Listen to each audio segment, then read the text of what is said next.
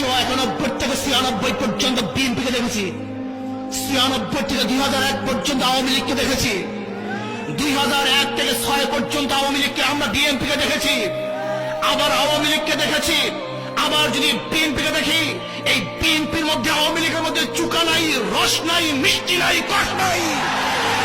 এদেরকে ক্ষমতায় বসানো মানুষ শান্তি পাবে না, বরং এদেরকে পরিবর্তন ইসলামকে ক্ষমতায় বসাতে হবে। কত সত্য না মিথ্যা?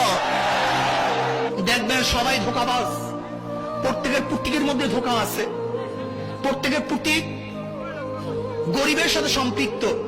নাঙ্গল কাদের সাথে সম্পৃক্ত? গরিবের সাথে সম্পৃক্ত। কিন্তু যারা নাঙ্গল মাক্কা নিয়ে নির্বাচন করে, হয়তো কোনোদিন একদিনও সে নাঙ্গল ধরেও নাই। ধানের শীষ গরিবের সাথে সম্পৃক্ত। যারা ধানের শীষ নিয়ে নির্বাচন করে, হয়তো জিন্দিগিতে একদিনও ধান কাটে নাই। নৌকা গরিবের সাথে সম্পৃক্ত। যারা মার্কা নৌকা নিয়ে নির্বাচন করে, হয়তো কোনোদিনই নৌকায় চড়েও নাই, বায়ও নাই। কাস্তে নাস্তিক এবং কমিউনিস্টের যে সমস্ত প্রতীকগুলি আছে, গরুর গাড়ি মাকড়া, হাতুড়ি মাকড়া, কুড়াল মাকড়া, এগুলি সব গরিব দেশে সম্পৃক্ত। তারা হয়তো বা কোনোদিন হাতুড়ি দিয়ে একদিন ইট ভাঙ্গে নাই। অর্থাৎ তাদের কথার সাথে মার্কার সাথে কোনো মিল নাই। কি কথা ঠিক না? মার্কা নিছে গরিবের, পেটে লাঠি মারে গরিবের। কিন্তু ইসলামী আন্দোলন বাংলাদেশের এমন এক মার্কা, যার মার্কার সাথে কথার সাথে কাজের সাথে মিল আছে কি নাই?